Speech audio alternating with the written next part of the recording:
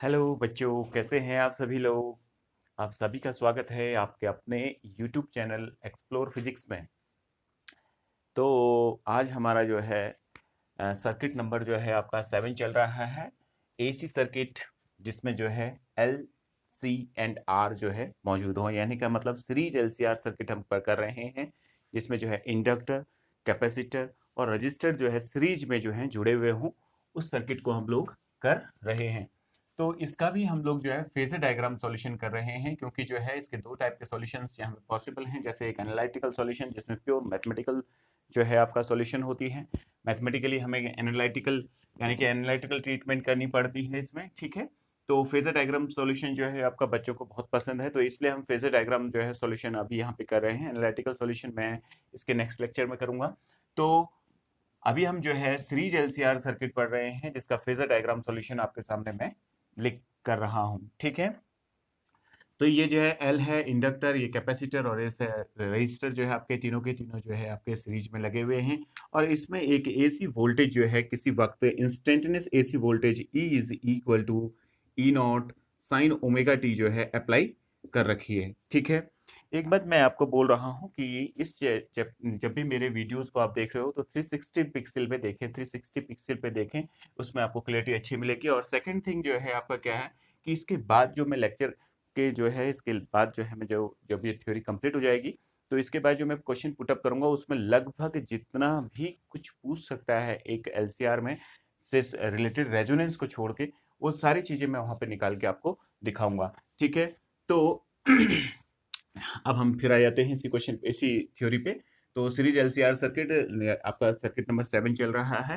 तो इसमें मैंने applied voltage E is equal to E naught sine omega T जो है अप्लाई कर दी। तो जैसे ही इसमें जो है ये वोल्टेज अप्लाई होगी तो ये करंट इसमें फ्लो करने लगेगी। तो सीरीज में होने के कारण करंट सब में क्या रहेगी, सेम रहेगी। ये तो हम सभी लोग जानते हैं, सीरीज में करंट सेम रहती है, ठीक है।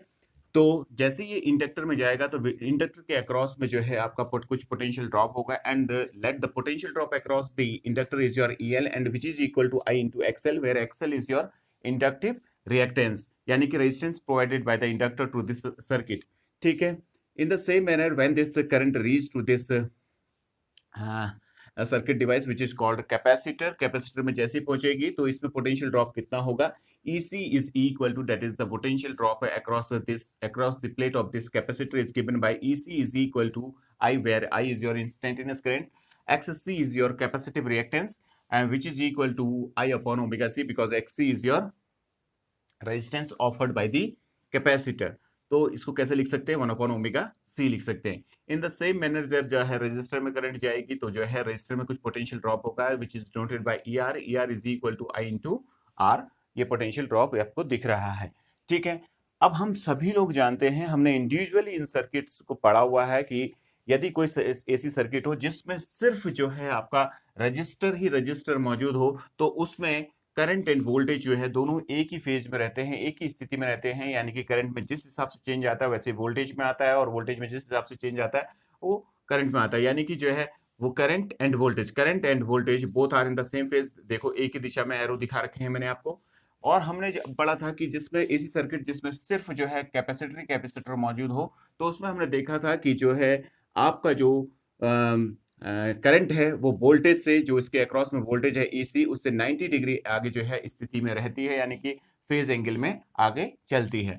इन द सेम मैनर जब हमने जो है इंडक्टर पढ़ा था तो उसमें जो है जो पोटेंशियल ड्रॉप है अक्रॉस द इंडक्टर होता है EL, वो लीड करता है करंट को 90 डिग्री से, यानी कि 90 डिग्री आगे चलता है। लेकिन जब इन तीनों को मिला दिया जाए तो इसका फेजर डायग्राम क्या होगा, हम इस बारे में पढ़ रहे हैं, ठीक है।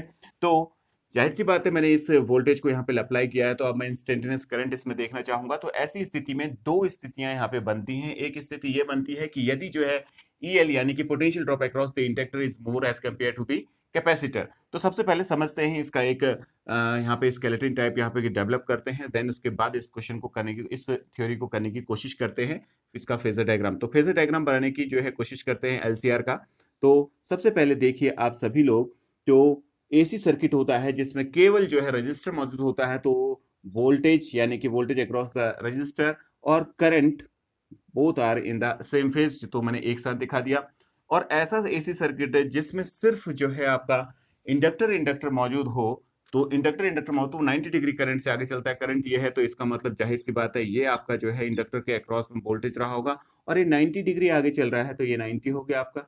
ठीक है, इन द सेम मैनर जो है अगर एसी सर्किट जिसमें सिर्फ जो है आपका प्योर एक कैपेसिटर लगा हो, तो उसमें जो है वोल्टेज अक्रॉस द कैपेसिटर जो है करंट से जो सर्किट में बह रही है उससे जो है 90 डिग्री पीछे चलती है। तो ये देखो 90 डिग्री मैंने पीछे दिखा दिया आपका, और ये आपका जो है ई सी हो गया। ठीक है, तो ये तो एक मोटा, लेकिन अभी रिजल्टेंट जो है फेजर बना नहीं है, तो इसके लिए दो कंडीशन बनेगी, जब जो है आपका क्या हो, या तो EL बड़ा हो EC से, ठीक है, voltage across the inductor is greater then EC, या EC is greater then EL। तो वो दोनों ही केसों के को हम एक एक करके 1 बाय 1 यहाँ पे करते हैं और समझने की कोशिश करते हैं। तो अभी जो मैं केस ले रहा हूं उस केस को हम यहाँ पे कर रहे हैं, जब जो है ऐसा हो कि EL is greater then EC हो। तो EL अगर ग्रेटर देन EC होगा तो उस केस में जो इसके अक्रॉस में जो वोल्टेज है वो कितना हो जाएगा आपका I into XL greater than I into XC।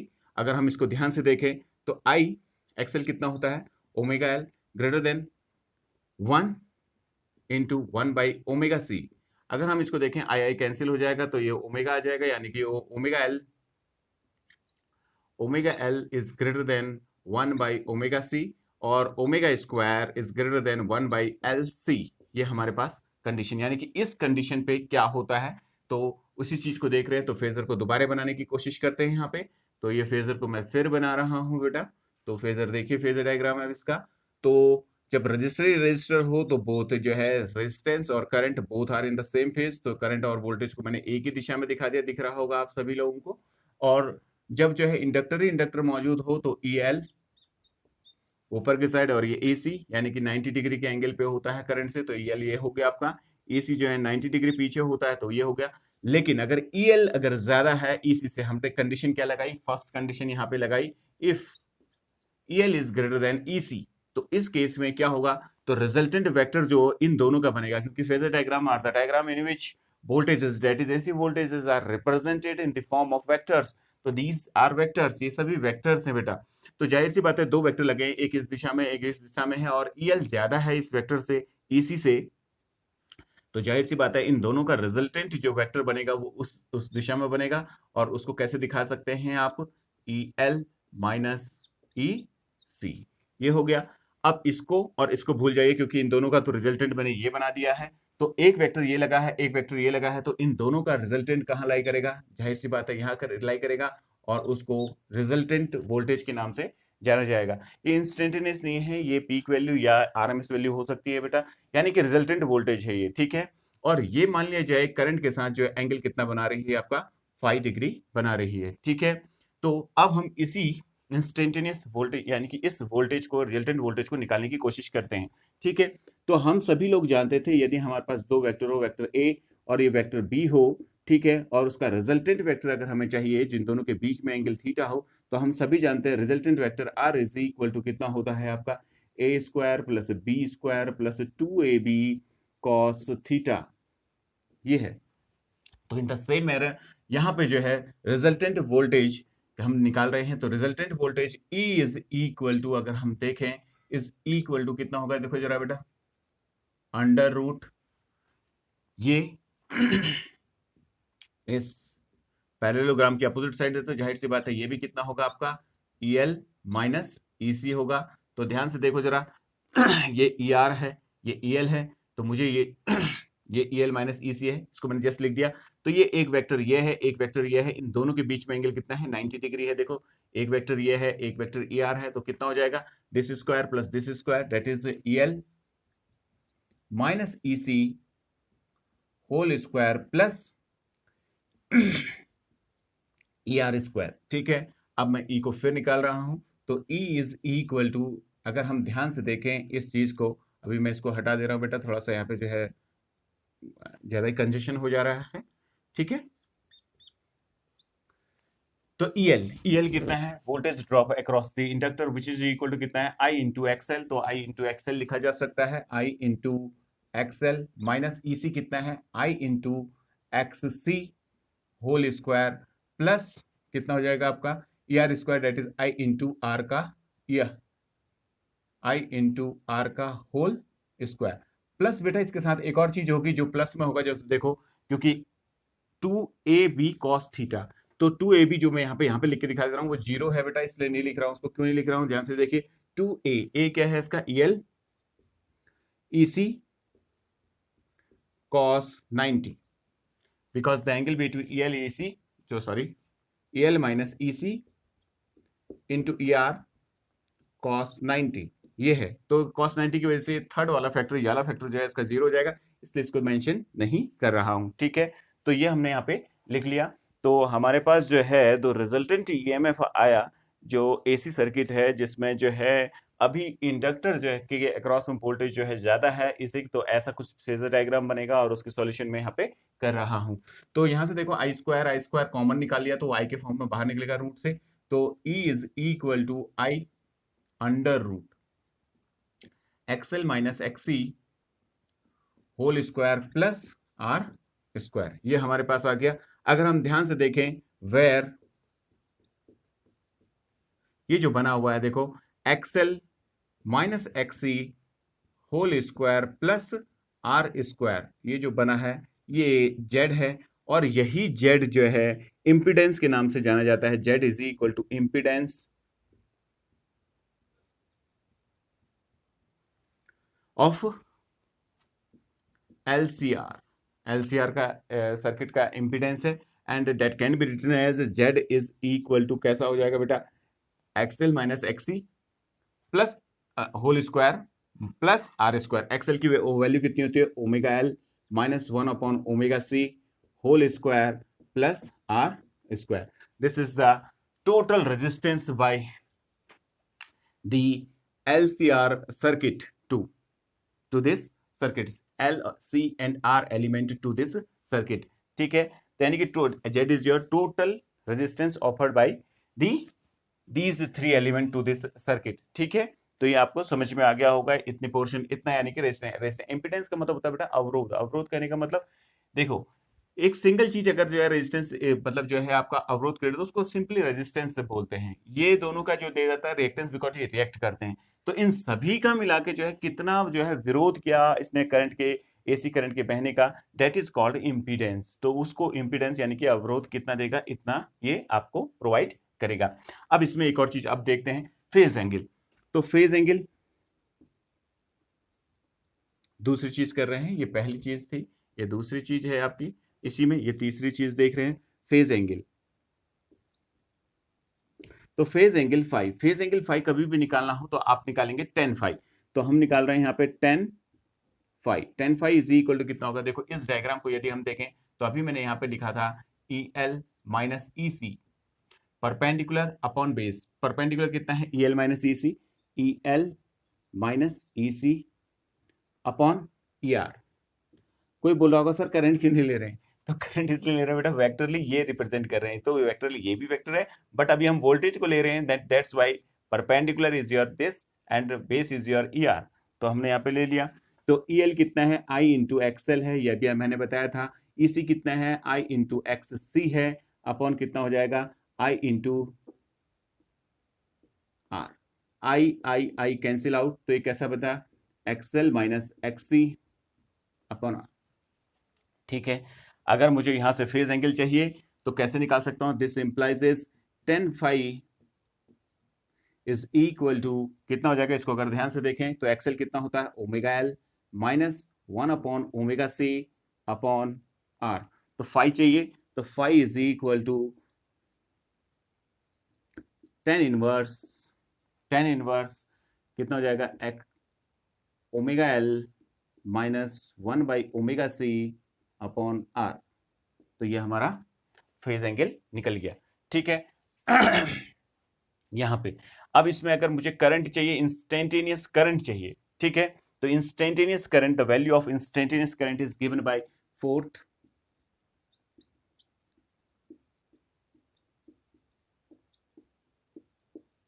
Current.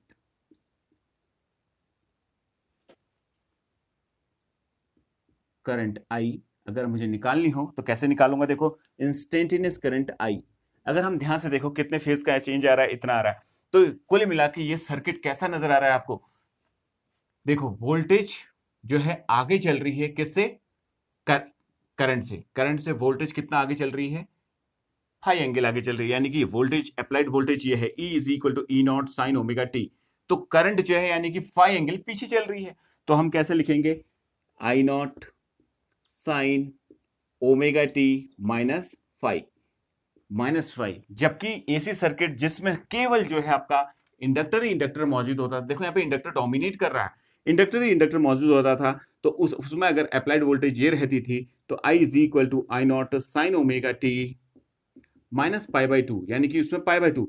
तो इसका मतलब हुआ क्या, हुआ ये कि ये दोनों एलिमेंट जो इसमें लगे हुए हैं, यानी कि ये जो सी और एल जो इसमें लगे हुए हैं, इन्होंने इसमें कुछ ऐसा इफेक्ट क्रिएट किया कि ये जो इंडक्टर है भले ये डोमिनेट जरूर कर रहा है, लेकिन ये इतना इतना डोमिनेशन नहीं दे पा रहा है कि पूरी करंट को जो है 90 का फेज एंगल दे सके, 90 के फेज एंगल पीछे छोड़ सके। तो इसलिए एक बीच का रास्ता इख्तियार करता है, और जिसकी वजह से जो है ये क्या है, आपका फाई एंगल ही जो है डिफरेंस क्रिएट कर पाता है फेज एंगल में।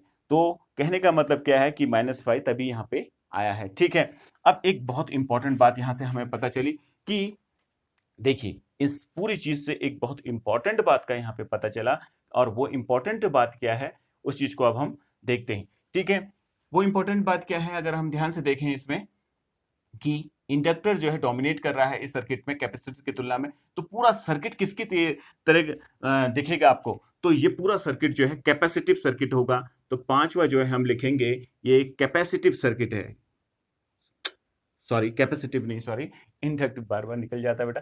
तो ये देखो इंडक्टर डोमिनेट कर रहा है, तो जाहिर सी बात है ये कैसा सर्किट किसकी तरह, इसका पूरा बिहेवियर किसकी तरह होगा, इंडक्टर की तरह होगा। That's why this circuit is your inductive circuit. अब आपसे प्रश्न पूछ सकता है, क्वेश्चन ये पूछ सकता है कि किस वक्त जो है एलसीआर जो है इंडक्टिव सर्किट की तरह बिहेव करता है। तो आपके पास ये कंडीशन है, if EL is greater then EC, या I into XL is greater then I into XC, या omega L is greater than 1 by omega C, या omega square is greater than 1 by LC हो, तो उस case में जो है LCR circuit जो है एक इंडक्टिव सर्किट की तरह बिहेव करता है। ठीक है, तो ये हमारे पास आ गया। अब देखिए इंस्टेंटेनियस करंट, फेज एंगल, ये सारी चीज निकाल चुके हैं। अभी फिर इसी में आते हैं, जरा यहाँ पे जरा ध्यान से देखते हैं इस चीज को। तो अगर हम ध्यान से देखें इसमें, तो वोल्टेज कैसी नजर आ रही है इसमें, उस चीज को देखिए जरा। तो वोल्टेज कैसे नजर आ रही है, I into Z, because this factor is your impedance, तो I is your current, I into Z आ गया। अगर आपको जो है कभी पूछता है कि इसमें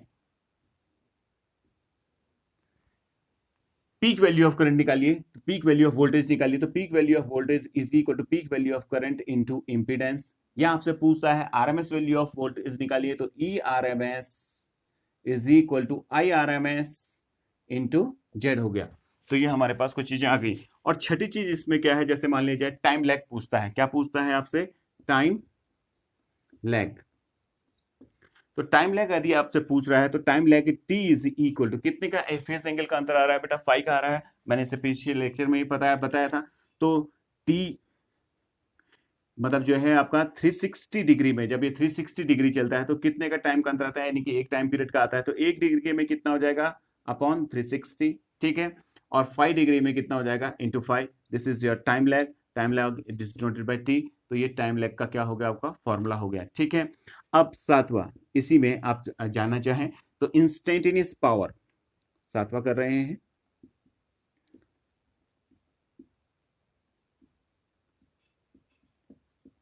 पावर। तो इंस्टेंटेनियस पावर क्या हो जाएगी, आप उसको देख रहे हैं। तो instantaneous power PT is equal to instantaneous voltage, instantaneous voltage ET, instantaneous current IT। तो इंस्टेंटेनियस वोल्टेज कितनी है, देखो कितनी वोल्टेज अप्लाई है, ये अप्लाई है, तो कितना हो जाएगा E not sine omega T, I not sine omega T -5, because instantaneous current आपने अभी निकाली थी। देखो जरा इंस्टेंटेनियस करंट कितनी है, देखो I not sine omega T -5, क्योंकि 5 एंगल जो है ये करंट जो है पीछे चलती है, ये आ गया। अब अगर आपसे पूछता है कि एवरेज पावर क्या है, तो P average is equal to कितना हो जाएगा, एवरेज पावर हमें निकाल रहा हूं यहाँ पे 8वां। तो P average is equal to क्या हो जाएगा, IRMS ERMS cos फाई। अब अगर हमें cos फाई चाहिए तो cos फाई क्या है, पावर फैक्टर है बेटा। तो अगर हमें पावर फैक्टर चाहिए तो cos फाई को यहां पे लिख लिया है मैंने, cos फाई। तो cos फाई क्या है, पावर फैक्टर है। तो पावर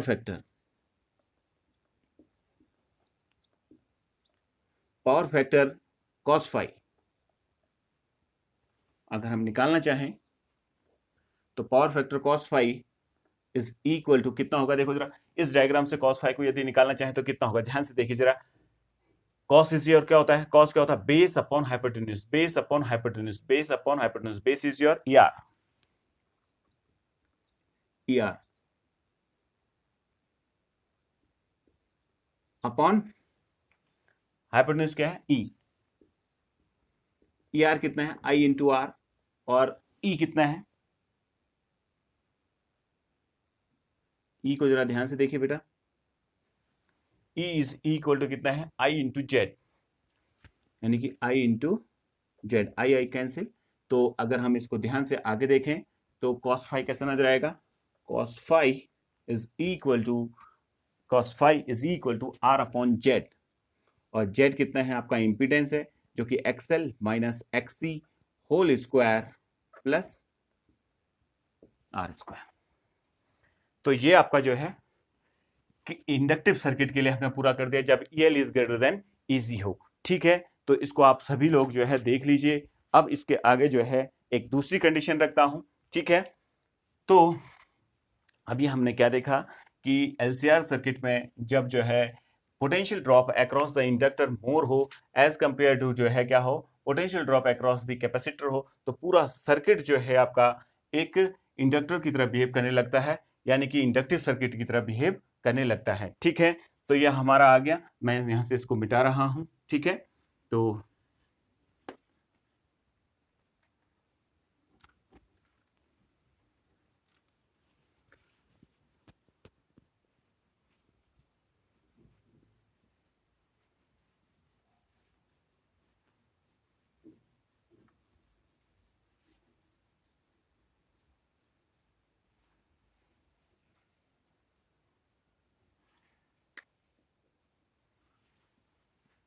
तो अब जो है EC इज ग्रेटर देन, दूसरा कंडीशन कर रहे हैं, EC is greater then EL। यदि ऐसा हो तो उस केस में क्या होगा, जरा देखते हैं जरा। तो when EC is greater then EL, तो उस केस में देखिए जरा फेजर डायग्राम को देखते हैं जरा। तो ये तो जो है ER हो गया बेटा, और ये करंट हो गई। ठीक है, ये EL है, 90 डिग्री आगे चल रहा है वोल्टेज अक्रॉस द इंडक्टर, और ये क्या है आपका EC है। ठीक है, तो ध्यान से देखो ये वेक्टर और ये वेक्टर, ये करंट से जो है देखो EC यानी कि voltage across the capacitor is पीछे चल रही है 90 डिग्री करंट से। ठीक है, तो ये भी एक वेक्टर, ये भी एक वेक्टर, अभी ये ज्यादा है, देखो EC ज्यादा है, तो जाहिर सी बात है resultant vector is in the downward direction, नीचे की ओर बनेगा, और जो कि क्या बनेगा, EC माइनस EL बनेगा। ठीक है, तो अगर इसको लिखना चाहें तो I इंटू XC हो गया, यानी कि omega 1 upon omega C is less than omega L, और इसको अगर ध्यान से देखें तो 1 upon LC is less than omega square, ऐसा कुछ आएगा। ठीक है, तो हमारा इस प्रकार से यहाँ पे आ गया है। ठीक है, तो यहाँ पे अब ध्यान से देखिए, इन दोनों का रिजल्टेंट एक वेक्टर ये है, एक वेक्टर इनका रिजल्टेंट ये आएगा, और ये एंगल कितना हो गया आपका फाई। ठीक है, तो ये रिजल्टेंट वोल्टेज आपकी आ गई। तो again resultant voltage E is equal to, अगर हम ध्यान से देखें इसमें तो वही फॉर्मूला लगाते हैं, एक वेक्टर ये है, एक वेक्टर ये है, तो this square plus this square plus 2 times of this cos, दोनों के बीच में एंगल कितना है 90, तो वो थर्ड वाला फैक्टर 0 हो जाएगा, तो मैं सिंपली लिख रहा हूं, तो कितना हो जाएगा, EC minus EL whole square plus ER square, वहां पे क्या था, EL माइनस EC था। ठीक है, तो E is equal to under root, ठीक है, कितना हो जाएगा, EC is your I into XC minus I into XL whole square plus I into R whole square. ठीक है, तो ये हमारे पास आ गया। ठीक है, फिर देखते हैं तो E is equal to I common है, देखो आई स्क्वायर कॉमन है, बाहर निकल जाएगा रूट से, तो कितना हो जाएगा आपका XC minus XL whole square plus R square. अगर हम ध्यान से देखें, where under root XC minus XL whole square plus R square is equal to Z, यानी कि impedance equal to impedance of LCR, ये इम्पीडेंस है, ठीक है। और इसी को अगर और अच्छे ढंग से लिखना चाहते हैं तो एक्स कितना होता है 1/ओमेगा C minus 1 omega L whole square plus R square equal to Z। तो अगर हम इसमें ध्यान से देखें तो ये कैसी नजर आएगी, this implies E is equal to I into Z, और पीक वैल्यू चाहिए तो peak value E is equal to I naught Z, या RMS चाहिए तो E RMS is equal to I RMS into Z। तो ऐसा आप कर सकते हैं, ठीक है। अब हम निकालते हैं फेज एंगल, ठीक है। तो दूसरा हम यहां पे निकाल रहे हैं फेज एंगल। तो फेज एंगल कभी भी निकालना हो तो आप क्या निकालेंगे बेटा, tan phi निकालेंगे। तो दूसरा कर रहे हैं तो tan phi is equal to क्या है बेटा, देखो परपेंडिकुलर, परपेंडिकुलर कौन है, देखो ये है इसका परपेंडिकुलर जो है EL, EC माइनस EL है, और बेस, बेस क्या है ER है, देखो जरा ये ER है, तो perpendicular upon base that is EC minus EL upon ER is equal to I into XC minus I into XL upon IR। I cancel हो जाएगा, तो अगर हम tan phi चाहिए तो tan phi is equal to कितना हो जाएगा XC minus XL upon R, ठीक है। This implies is phi is equal to tan inverse XC, XC is equal क्या होता है 1/ओमेगा C minus omega L upon R।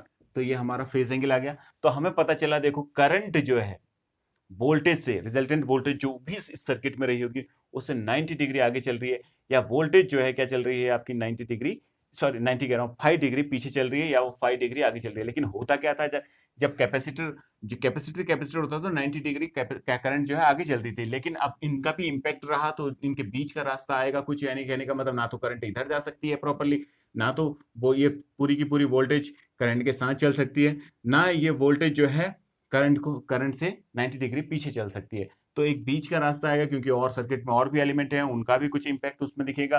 तो इसलिए जो है आपका जो वोल्टेज जो है 5 एंगल जो है पीछे की साइड चलेगी करंट से, ठीक है।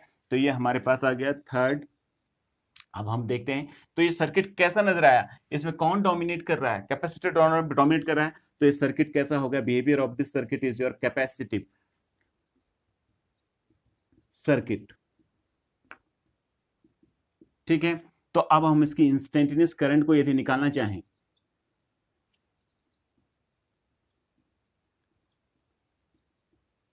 करंट, तो I इज इक्वल टू कितना होगा, देखो जरा बेटा, वोल्टेज अप्लाइड वोल्टेज ये है, ये वोल्टेज जो है करंट से 5 डिग्री पीछे चल रही है, देखो ये वोल्टेज 5 डिग्री पीछे चल रही है, देखो दिख रहा है 5 डिग्री एंगल पीछे चल रही है। तो यानी कि करंट जो है 5 डिग्री आगे चल रहा है, तो हम क्या लिख सकते हैं, I not sine omega T, phase तो वही है, प्लस 5, वहां क्या लिखा था अभी, इससे पीछे क्या लिखा था -5 लिखा था यहाँ पे, क्योंकि उसमें जो है करंट पीछे चल रही थी, इसलिए हमने जो है इस एंगल में क्या कर -5 कर दिया। लेकिन इससे जो है इससे 5 डिग्री आगे चल रही है, तो इसलिए मैंने क्या कर दिया +5 यहाँ पे प्रोवाइड कर दिया, ठीक है। अब इंस्टेंटेनियस पावर अगर पूछता है तो 5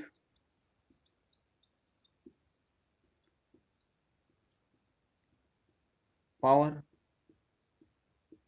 अगर पूछता है, PT is equal to instantaneous current into instantaneous voltage, applied voltage. तो इंस्टेंटेनियस करंट कितनी है, देखो जरा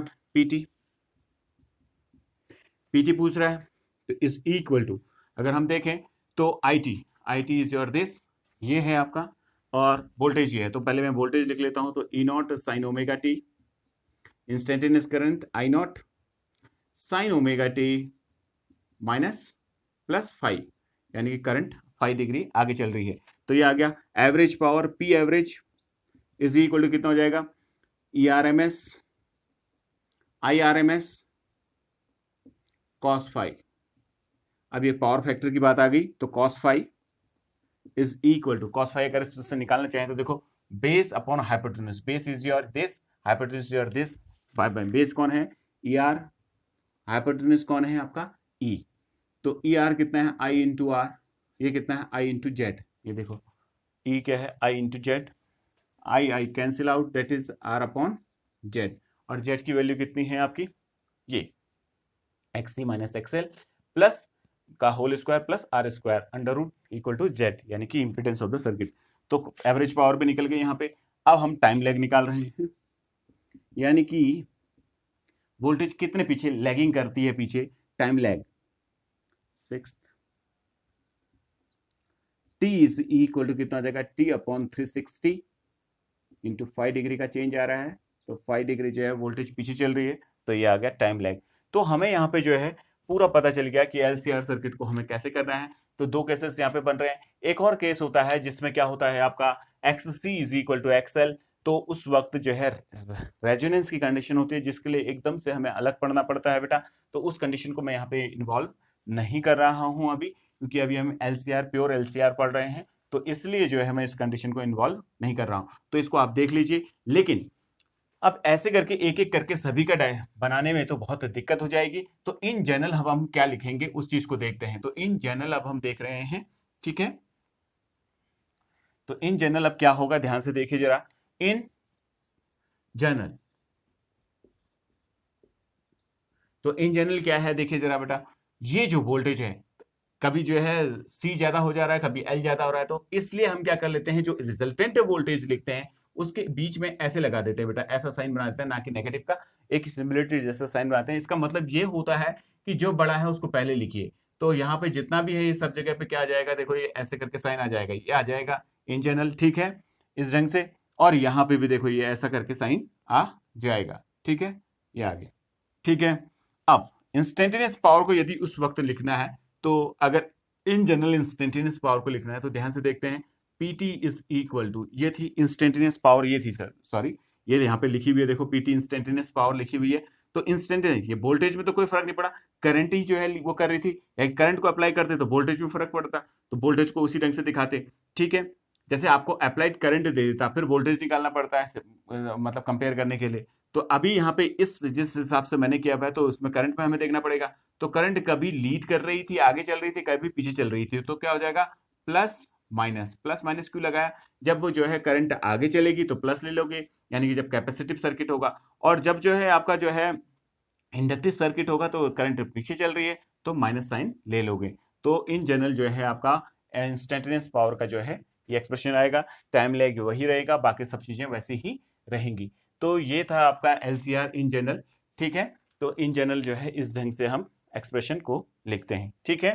तो ये आ गया। अब एक चीज देखिए, आपने एक एक करके बहुत सारे सर्किट पढ़े, अब जो है इसी से आप बहुत चीजें कर सकते हैं। कैसे, मान लीजिए जैसे देखिए, अगर आपको ये एक्सप्रेशंस पता है, इन जनरल आपको ये एक्सप्रेशंस पता है, तो आप बहुत आसानी से काम कर सकते हैं। ऐसा ऐसी सर्किट है जिसमें रजिस्टर हो, तो बाकी सब ये भूल जाओ बेटा, बाकी एक्सएल हटा दो, एक्स इज इक्वल टू 0 रख दो, तो कितना बच जाएगा, E is equal to I into R, देखना वहां ये एक्सप्रेशन आएगा। ऐसा इसी सर्किट जिसमें सिर्फ कैपेसिटर हो, तो आई और एल को भूल जाइए, ठीक है, सिर्फ एक्सएल रह जाएगा, तो यहाँ पे कितना हो जाएगा, जेड की जगह एक्सएल आ जाएगा। समझ में आ रही बात है।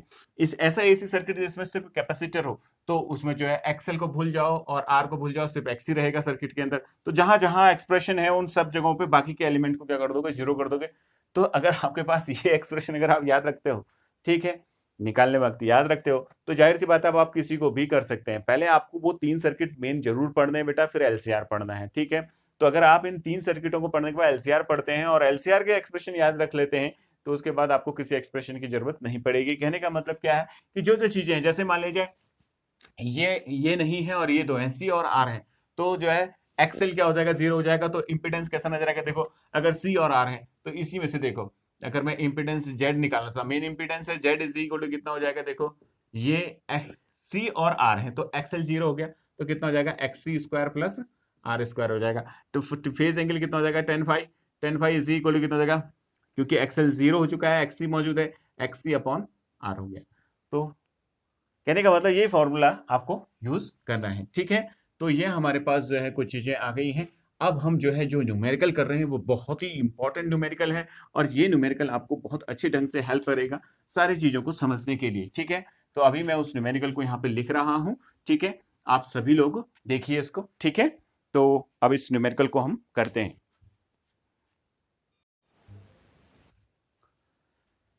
तो हम लोग जो है अब ये क्वेश्चन कर रहे हैं। देखिए आपके सामने ये क्वेश्चन है, तो आप सभी लोग इस क्वेश्चन को एक बार पढ़ लीजिए। तो देखिए जरा मैंने क्या लिखा हुआ है, ठीक है। तो इस क्वेश्चन में देखिए आपके 20 क्वेश्चन है, इसमें क्वेश्चन और अभी मैं इन्वॉल्व करूंगा 21, तो सारा ही आपका हो जाएगा। तो जरा ध्यान से देखिए इस क्वेश्चन में जो है क्या क्या चीजें पूछी गई हैं। आपको अप्लाइड वोल्टेज कितना प्रोवाइड कर रखा है, जरा ध्यान से देखिए। E is equal to 310 sine 314 T, और यहाँ पे इंडक्टर की वैल्यू कितनी प्रोवाइड कर रखी है, 0.1 हेनरी। कैपेसिटर की वैल्यू जो है 25 माइक्रोफैरड, और रजिस्टर की वैल्यू जो है आपको 25 ओम प्रोवाइड की गई है। तो आपसे जो पूछा गया है, देखो पहले फ्रीक्वेंसी पूछी गई है, फिर एक्सेल यानी कि जो है इसका inductive reactance, capacitive reactance, impedance, voltage पूछा गया है, पीक वैल्यू ऑफ करंट पूछा गया, फिर करंट पूछा गया, फेज एंगल पूछा गया, नेचर ऑफ दिस सर्किट पूछा गया, टाइम लैग पूछा गया, वोल्टेज अक्रॉस इंडक्टर पूछा गया, वोल्टेज अक्रॉस जो है कैपेसिटर पूछा गया, वोल्टेज अक्रॉस रजिस्टर पूछा गया, फिर instantaneous value of current, instantaneous value of voltage across inductor, instantaneous value of voltage across inductor, ठीक है, रजिस्टर, इंडक्टर एंड कैपेसिटर, ये आ गया। पावर फैक्टर, देन जो है इंस्टेंटेनियस पावर, और फिर आपका जो है आपका एवरेज पावर आपसे पूछा गया है। तो ऑलमोस्ट जितने क्वेश्चन इसमें बन सकते थे वो मैंने सारे जो है इसमें यहाँ पे पुट अप कर दिए हैं इस क्वेश्चन से। अगर आप इस क्वेश्चन को करते हैं तो आपको इसमें एटलीस्ट सीबीएसई में कोई प्रॉब्लम नहीं होगी। और एक दो क्वेश्चन अभी एक क्वेश्चन में इसमें और इन्वॉल्व करूंगा, तो वो मैं बाद में करूंगा। तो पहले देख लेते हैं क्या क्या चीजें हैं हमारे पास। तो सबसे पहले गिवन लिखते हैं बेटा, यहाँ पे गिवन क्या क्या दिया गया है देखो जरा। अगर हम ध्यान से इस इक्वेशन को इस इक्वेशन से जो है कंपेयर करें, E is equal to E naught sine omega t से यदि हम कंपेयर करें तो हमें क्या क्या पता चल रहा है, जरा ध्यान से देखो जरा। ई नॉट कितना प्रोवाइड कर रखा है, देखो E not is equal to 310 volt provide किया गया है, ठीक है। और क्या क्या प्रोवाइड किया गया है देखो जरा। ओमेगा प्रोवाइड किया गया है, omega is equal to 314 radian per second, ये प्रोवाइड किया गया है, ठीक है। तो ओमेगा भी हो गया, और आपको एल प्रोवाइड कर रखा है, सी प्रोवाइड कर रखा है, आर प्रोवाइड कर रखा है। तो L is equal to 0.1 henry, और सी यानी कि कैपेसिटेंस जो है आपको 25 माइक्रोफैरड प्रोवाइड किया गया है, और रेजिस्टेंस जो है आपको दे रखा है 25 ओम।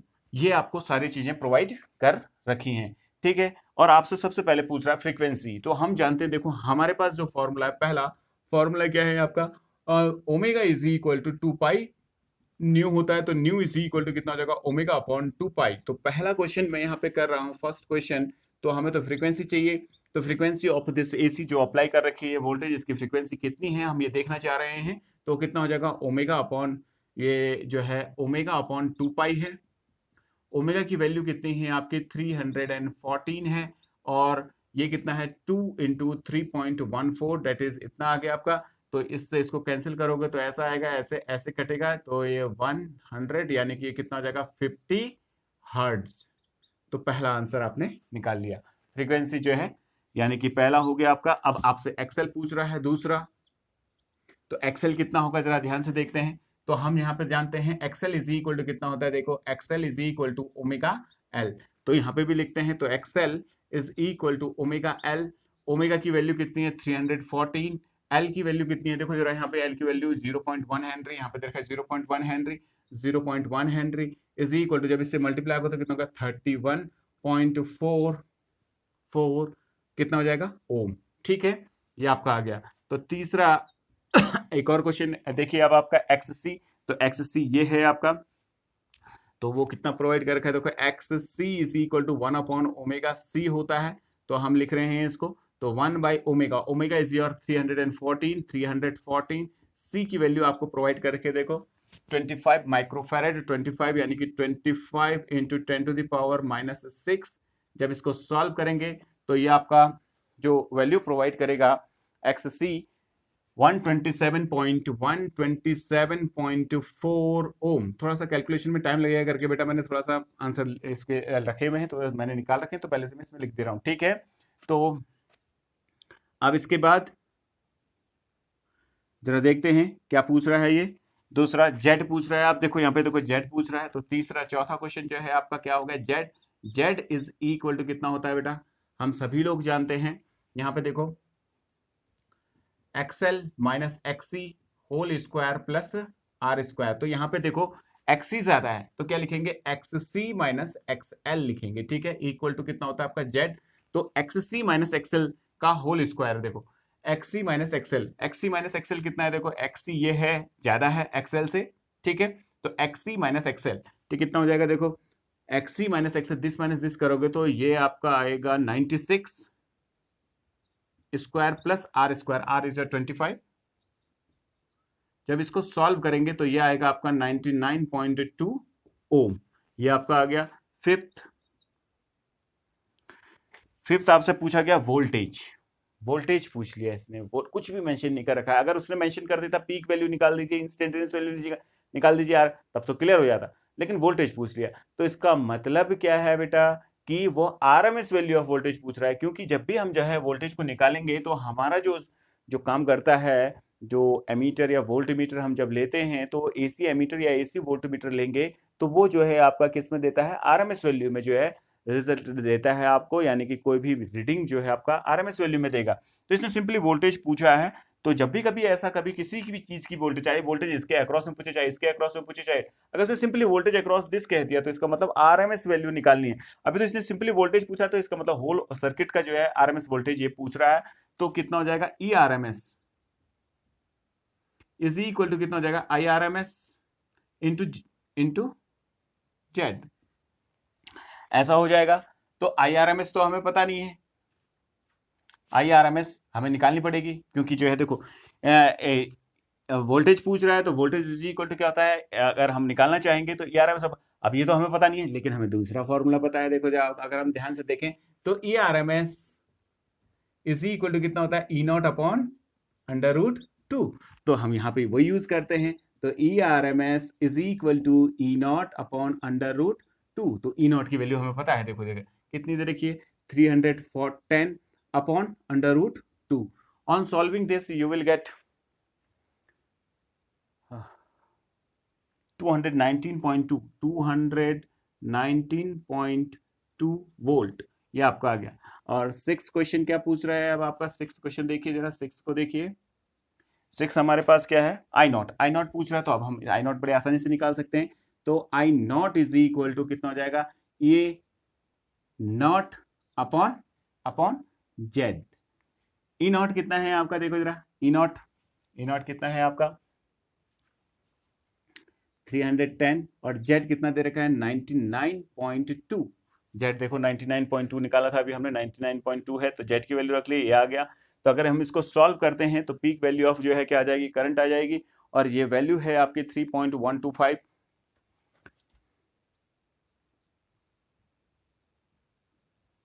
एम्पियर, ठीक है।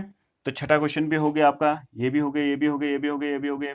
आप लोग भी करते रहिए, ठीक है। अब इसमें पूछ रहा है करंट, देखो आरएमएस वैल्यू ऑफ करंट पूछ रहा है।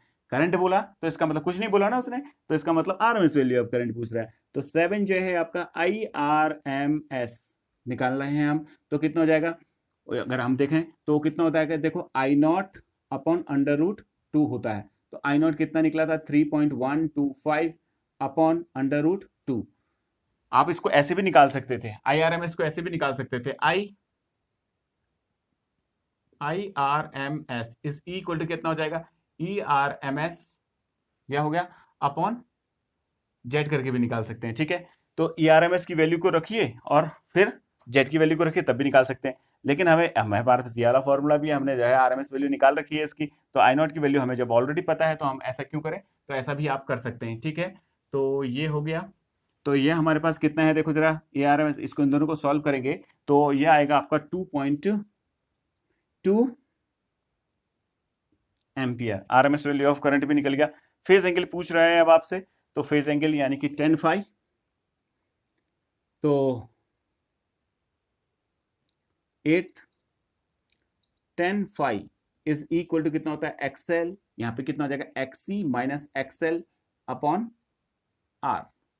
तो एक्सी कितना है, एक्सी माइनस एक्सएल, देखो एक्सी ये है, एक्सएल ये है, दिस माइनस दिस करोगे तो 96 आएगा, तो यानी कितना हो जाएगा 96 upon R. R is your 25, देखिए ऊपर देखिए 25 वैल्यू दे रखी है। तो अगर हम फेज एंगल निकालना चाहते हैं, फाई इज इक्वल टू कितना हो जाएगा tan इनवर्स 96 अपॉन 25। तो इससे जो फेज एंगल आएगा वो 75.4, तो ये आएगा आपका 75.4 डिग्री। तो फेज एंगल भी आपका निकल गया, 8वां क्वेश्चन भी आपका हो गया। तो फेज एंगल आपका जो है इतना हो गया। अब आ जाते हैं 9वें में, नेचर ऑफ द सर्किट। इस सर्किट का नेचर कैसा होगा, देखो जरा, XC is greater then XL, तो नेचर ऑफ द सर्किट कितना हो जाएगा आपका 8वां 9वां क्वेश्चन कर रहे हैं, nature of the circuit. Nature of the circuit क्या होगा, देखो जरा, capacity, because XC is greater then XL।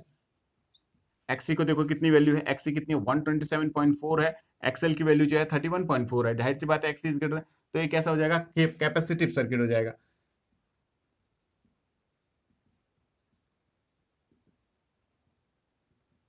तो ये भी हो गया आपका, ठीक है।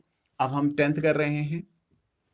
10th क्या पूछ रहा है, टाइम लैग। टाइम लैग क्या होता है, देखो जरा, तो T इज इक्वल टू, यानी कि करंट जो है, मतलब वोल्टेज जो है पीछे चल रही है, तो कितने पीछे चलेगी, कितना समय पीछे चलेगी, तो time lag is equal to T upon 360 मैंने कराया था इंटू 5। तो T कितना है इसका, T की हमें समस्या है, तो T इज इक्वल टू कितना होता है, जरा ध्यान से देखिए, यहाँ पे देखते हैं हम, T is equal to 1 upon nu होता है, और न्यू हमने अभी निकाला था, कितना आया था 50 हर्ट्ज। तो 1 अपॉन न्यू रखेंगे, तो 1 अपॉन न्यू यानी कि न्यू 50 है, तो कितना जाएगा, 5 की वैल्यू कितनी है 75.4 अपॉन 360 इंटू टी का है 1/50, यानी कि 1/50। जब इसको सॉल्व करेंगे आप, तो आपको इसकी वैल्यू प्राप्त हो जाएगी, और ये वैल्यू है आपकी 0.00425 सेकेंड, ठीक है। तो ये आ गया, टाइम लैग भी हमारा निकल गया। 10वां क्वेश्चन हो गया। 11th, अब हम 11th क्वेश्चन कर रहे हैं। देखो जरा 11th क्वेश्चन क्या है, वोल्टेज अक्रॉस इंडक्टर, एल का मतलब इंडक्टर, इसके अक्रॉस में, अब हमें पता नहीं है, वोल्टेज अक्रॉस इंडक्टर बोल रहा है, तो कौन सी वोल्टेज, यानी कि आरएमएस वैल्यू, ठीक है। तो वोल्टेज अक्रॉस इंडक्टर यानी कि EL से दिखाई जाती थी, लेकिन वो भी कैसी, आरएमएस, तो वो कितना हो जाएगा, current RMS current across inductor, यानी कि RMS IRMS across inductor into इसका रेजिस्टेंस, इसका एक इंडक्टर का रेजिस्टेंस कितना होता है XL। तो IRMS हम निकाल चुके हैं, क्योंकि ये सीरीज में है, यहाँ से जो भी RMS करंट जा रही होगी वो इससे भी होते हुए जा रही होगी, इससे भी होते हुए जा रही होगी, इससे भी, तो RMS वैल्यू ऑफ करंट हम पहले से निकाल चुके हैं, जो कि जो है आपका 2.2 है, ठीक है। तो RMS वैल्यू ऑफ करंट रखेंगे तो कितना हो जाएगा 2.2 इंटू एक्सएल हम जानते हैं कितना निकाला था, अभी हमने यहाँ पे निकाला 31.4, तो कितना हो जाएगा 31.4।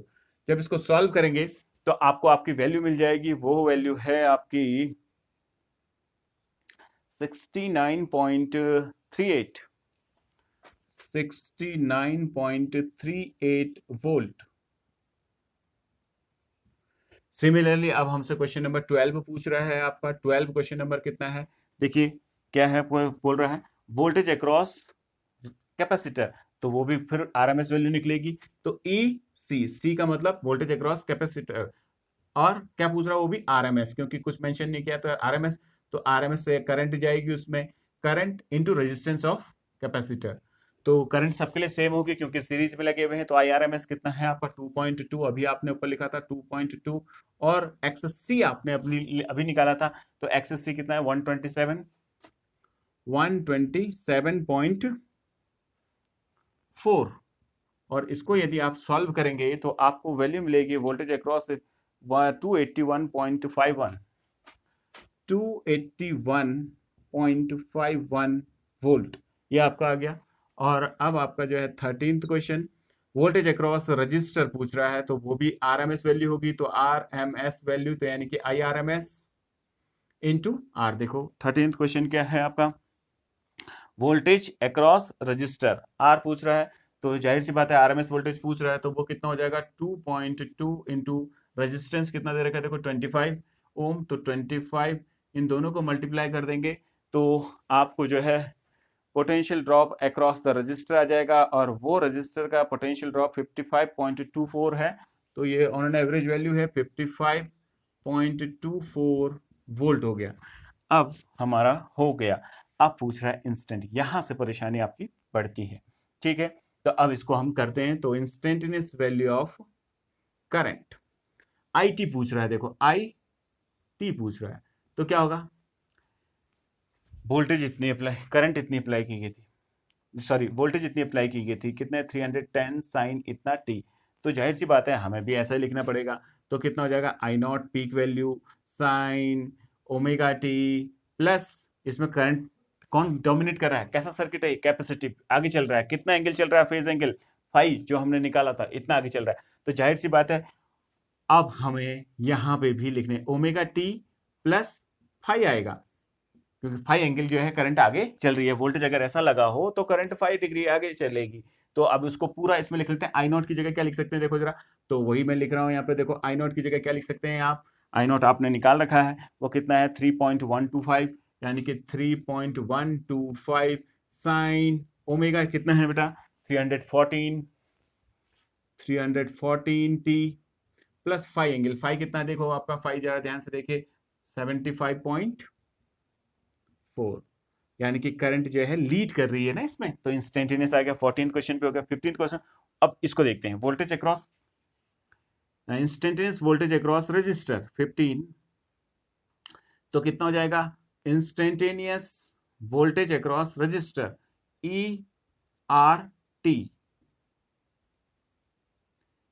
ई आर वोल्टेज और T for instantaneous is equal to कितना हो जाएगा, जाहिर सी बात है ई नॉट होगा, ठीक है, साइन ओमेगा टी ऐसा कुछ आएगा, समझ में आई बात है, तो ई नॉट कौन सा होगा, इसका पीक वैल्यू, ठीक है, और इस ढंग से होगा, ठीक है। अब ध्यान से देखते हैं जरा, थोड़ा सा समझने की कोशिश करते हैं, ठीक है। तो इसमें क्या करते हैं, both are in the same phase, यानी कि करंट और वोल्टेज दोनों एक ही फेज में होते हैं, यानी कि एक ही स्थिति में होते हैं, यानी कि करंट भी उसी स्थिति में रहती है और वोल्टेज भी उसी स्थिति में रहती है, ठीक है, ठीक है।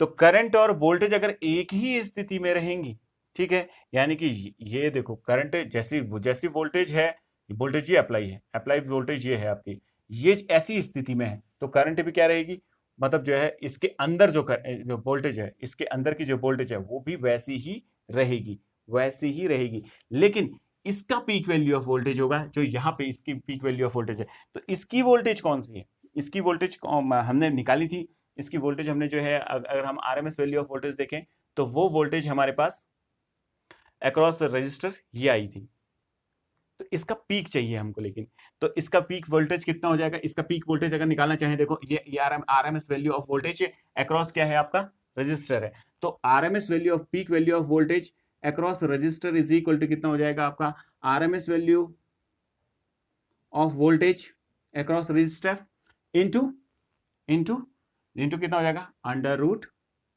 तो ये आ जाएगा, तो यानी कि RMS value of voltage across register हमने अभी निकाला था, RMS value of voltage across register ये निकला हुआ है, तो जाहिर सी बात है इसकी जगह पे मैं लिख सकता हूं, यहाँ पे ये जो E0 लिखा हुआ है उसकी जगह आरएमएस वैल्यू ऑफ वोल्टेज कितनी लिखी हुई है, देखो आरएमएस वैल्यू ऑफ वोल्टेज ये निकली हुई है, ये यानी कि 55.24 into √2 since current and voltage are in the same phase, तो हमने क्या लिख लिया ओमेगा टी, तो करंट भी और वोल्टेज भी जो है एक ही फेज में रहते हैं, तो कहने का मतलब कितना हो जाएगा, जो भी वोल्टेज है और जो भी करंट है वो एक जैसी ही रहेगी, यानी कि वोल्टेज और करंट एक जैसी रहती है, तो करंट ऐसी नजर आ रही है तो जाहिर सी बात है वोल्टेज भी वैसी ही नजर आएगी, तो कितना हो जाएगा 314 टी प्लस कितना हो जाएगा 75.4, क्योंकि करंट ऐसी नजर आ रही है, तो current and voltage instantaneous current ऐसी नजर आ रही है सर्किट के अंदर, तो जाहिर सी बात है वोल्टेज भी ऐसी ही नजर आएगी, ठीक है। तो ये हमारे पास कुछ आ गया। अब हमारे पास जो है 16th क्वेश्चन कर लेते हैं, तो 16 क्वेश्चन क्या है जरा ध्यान से देखिए। 16 क्वेश्चन पूछ रहा है ELT, तो यानी कि जो है आपका इंस्टेंटेनियस वोल्टेज अक्रॉस इंडक्टर। तो इंस्टेंटेनियस वोल्टेज अक्रॉस इंडक्टर यदि अगर आप निकालना चाहें तो इंस्टेंटेनियस वोल्टेज अक्रॉस इंडक्टर निकालना, तो peak value of voltage across inductor sign omega T, तो ये हो गया। तो देखो करंट से, ये करंट है, ये इंस्टेंटेनियस वैल्यू ऑफ करंट है, इस करंट से अगर इसके बारे में सोचो, इसमें करंट कितनी फ्लो कर रही है इंस्टेंटेनियस, ये फ्लो कर रही है। इस करंट से ये जो है 90 डिग्री आगे चल रहा है। देखो इंस्टेंटेनियस करंट कितनी आगे चलेगी, 90 डिग्री आगे चल रही है। तो करंट तो इतनी तो होगी होगी, यानी कि ये तो फेज लगेगा लगेगा। तो यानी कि ये फेज कितना है आपका 314 टी प्लस 75.4, ये तो है ही है, ठीक है। आगे चल रही है, कितना डिग्री आगे चल रही है, प्लस 90 डिग्री। सिर्फ हम इंडक्टर के बारे में सोच रहे हैं बेटा, 90 डिग्री। तो ये हो गया आपका, ठीक है। अब आगे ई नॉट एल चाहिए। ई नॉट एल कितना होगा इस चीज को देख रहे हैं। तो ई नॉट एल को अगर हमें निकालना है तो कैसे निकाल लेंगे, E not L is equal to कितना हो जाएगा, जो आरएमएस वैल्यू इसके अक्रॉस में है, आरएमएस वैल्यू कितनी है, देखो ये निकली है इसके अक्रॉस के में एल में, ये निकली है। तो ई एल आरएमएस इंटू √2 ये आ जाएगा। तो ई एल आरएमएस इंटू √2 ऐसा हम निकाल सकते हैं। या हम क्या कर सकते हैं, देखो अगर इससे इसको मल्टीप्लाई कर देंगे तब भी उतना आएगा। तो हम अगर दूसरे ढंग से भी निकाल सकते हैं बेटा, पीक वैल्यू से भी निकाल सकते हैं, क्योंकि पीक वैल्यू सब में सेम रहेगी। तो ई एल आरएमएस हम ऑलरेडी निकाल चुके हैं। तो ई एल आरएमएस कितना है आपका, देखो जरा ध्यान से। तो ई एल आरएमएस जो है आपका ये है, ठीक है। तो जाहिर सी बात है ये कितना हो जाएगा, यहाँ पे अगर मैं लिखना चाहूं तो अगर इसी एक्सप्रेशन को थोड़ा सा और अच्छे ढंग से लिखना चाहूं तो थोड़ा सा ध्यान से देखो जरा, E L T is equal to, इस ई नॉट एल की जगह पे ये लिखना है E L R M S. E L R M S कितना है, देखो ये है आपका कितना है 69.38 √2, यह आ गया। तो अब हम इसको हटा सकते हैं, ठीक है। तो ये इसकी जो है instantaneous value of voltage across inductor आ गई। अब instantaneous value of voltage across capacitor, तो वो कितनी होगी देखिए जरा, 17th कर रहे हैं अब हम। तो instantaneous value of voltage across capacitor वो कितनी होगी, peak value of voltage across capacitor, ठीक है। साइन कैपेसिटर में क्या होता है, कैपेसिटर में क्या होता है उस चीज को देखिए। कैपेसिटर में क्या होता है, कैपेसिटर में क्या होता है, देखो करंट जो है, वोल्टेज जो भी वोल्टेज लगी हुई है उससे 90 डिग्री क्या करती है, आगे चलती है। करंट जो है 90 डिग्री आगे चल रही है, करंट जो है वोल्टेज से। अब इनको भूल जाइए, इसके बारे में सोच रहे हैं, इसके बारे। तो जो भी करंट इसके अंदर मौजूद है वो करंट जो है आपका 90 डिग्री वोल्टेज से आगे चलेगी। तो इसकी वोल्टेज क्या है, वोल्टेज हम निकाल रहे हैं। तो वोल्टेज पीछे चलेगी, कहने का मतलब 90 डिग्री क्या चलेगी, करंट। करंट की एक्सप्रेशन ये है इंस्टेंटेनियस वैल्यू ऑफ करंट, क्योंकि ये करंट यहां से भी उतनी जा रही है, यहां से भी उतनी जा रही है।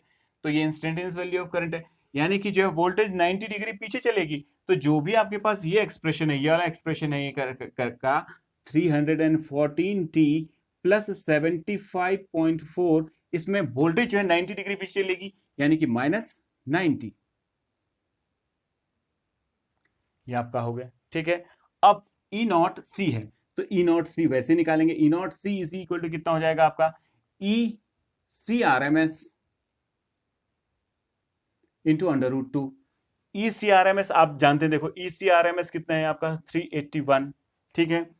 और इंटू √2, यहां पे कितना लिख सकते हैं, इसका मतलब 381.51 √2, ये आ गया। यानी कि वोल्टेज अक्रॉस कैपेसिटर भी आपका निकल गया। यानी कि 17 क्वेश्चन है। अब पूछ रहा है पावर फैक्टर, ठीक है। तो पावर फैक्टर कितना होगा जरा देखते हैं, cos फाइव। 18th क्वेश्चन कितना है आपका, power factor cos phi is equal to कितना होता है आपका, R/Z। तो R कितना है, देखो जरा ध्यान से, R आपका 25 है, 25, और Z कितना है, Z है 99.2। तो ये आपका सॉल्व कर दोगे तो इतना आपका पावर फैक्टर आ जाएगा। अब आपसे पूछ रहा है पीटी यानी कि एवरेज इंस्टेंटेनियस पावर।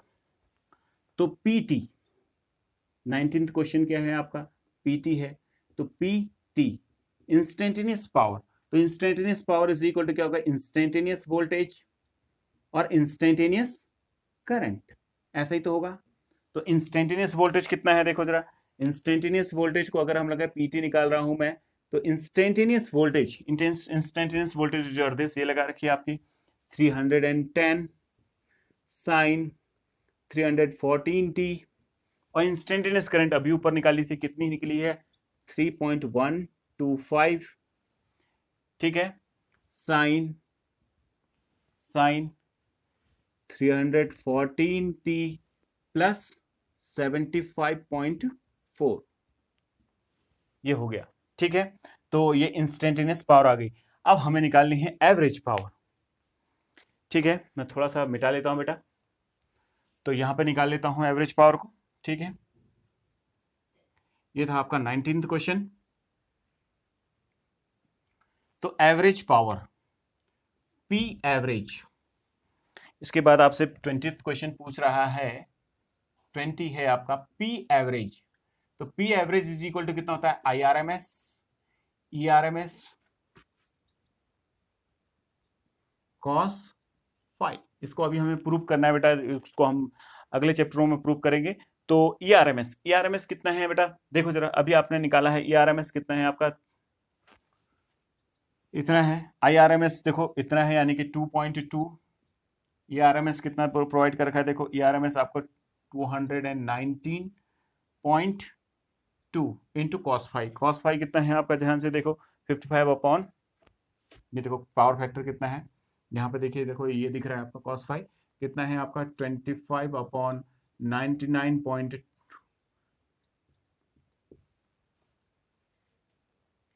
ये आ गया, ठीक है। अब इसमें एक क्वेश्चन हम एक्स्ट्रा जोड़ देते हैं और उस एक्स्ट्रा क्वेश्चन को मैं आपको बताता हूं, ठीक है।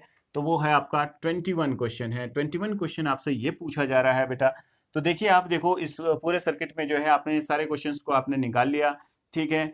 अब हम इसमें एक एक्स्ट्रा क्वेश्चन जो है इसमें मैं ऐड कर रहा हूं, ताकि जो है ऑलमोस्ट ये कंप्लीट हो जाए, ठीक है। तो एक्स्ट्रा क्वेश्चन ये कर रहा हूं कि आपसे ये पूछा जा रहा है कि 10 सेकेंड्स में कितनी पावर जो है, कितनी हीट जो है प्रोड्यूस करेगा ये capacitor.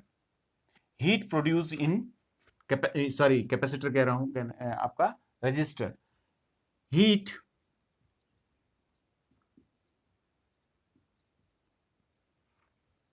Produced in 10 second, 10 second में। अब आप पूछ रहे हो कि इसमें और इसमें हीट प्रोड्यूस क्यों नहीं हो रही है, क्योंकि इसमें जो है पावर लॉस बिल्कुल नहीं होता है, ये आप पहले से जानते हैं, ये सब आइडियल है, ठीक है। तो पावर लॉस 0 होती है इसमें, तो आपने सभी लोगों ने देखा था। तो इसलिए सिर्फ जो है सिर्फ रजिस्टर में ही क्या होगा, हीट प्रोड्यूस होगा, क्योंकि जैसे हमने जब पढ़ा था, आपने पीछे पढ़ा होगा कि Joule heating effect of current, जब whenever a current passing through a resistor the resistance become hot, ठीक है ना, this is called Joule heating effect of current. तो जाहिर सी बात है करंट इसमें जाएगी तो इसमें हीट प्रोड्यूस कर देगी। तो आप उसको कैसे निकालें, तो हम जानते हैं P इज इक्वल टू कितना होता है, हीट प्रोड्यूस, यानी कि power is equal to rate of doing energy, ठीक है। तो H अपॉन T, heat rate of producing energy with respect to time. तो प्रोड्यूसिंग एनर्जी कितना हो रहा है, H हीट प्रोड्यूस हो रही है इन टाइम T, तो हमें H चाहिए। तो H इज इक्वल टू कितना हो जाएगा, P इंटू T। अब P कौन सा रखूं, ये समस्या है। तो P कौन सा रखेंगे, एवरेज वाला रखेंगे बेटा। क्यों रखेंगे एवरेज वाला P, क्योंकि ऑन एन एवरेज कितनी हीट प्रोड्यूस हो रही है इसमें, कितना पावर जो है इसमें डिसिपेट कर रहा है, तो इसमें कितना पावर डिसिपेट कर रहा है 25/99.2। तो ये पावर इसमें डिसिपेट करते बेटा, इसमें नहीं करती, इसमें नहीं करती, ठीक है। तो एवरेज पावर डिसिपेशन कहाँ होता है, ये आर में होता है, केवल किस में होता है, आर में होता है। तो हम यहाँ पे अगर हीट प्रोड्यूस निकालनी है तो H is equal to H for heat, तो P एवरेज इंटू टी आपको 10 सेकेंड प्रोवाइड कर रखा है, तो कितना हो जाएगा P एवरेज कितना है, ये आपने निकाला था, देखो 2.2 इंटू 219.2 इंटू 25/99.2 इंटू 10। इसको सॉल्व कर दीजिए तो आपको आपकी वैल्यू मिल जाएगी, ये वॉट में आएगा बेटा, ठीक है। तो ये क्या आ जाएगा, आप जूल में आएगा, ठीक है। तो इस प्रकार से देखिए हमने जो है इसके 21 क्वेश्चन जो है एक ही क्वेश्चन में करें, अगर आप इस क्वेश्चन को पूरा करके जाते हैं तो जाहिर सी बात है आपकी सारी समस्या जो है दूर हो जाएगी, ठीक है। तो इसको सभी लोग करिए, ठीक है। तो आज के लिए इतना ही, बाकी जो है नेक्स्ट लेक्चर में करते हैं। तो ओके, बाय, टेक केयर।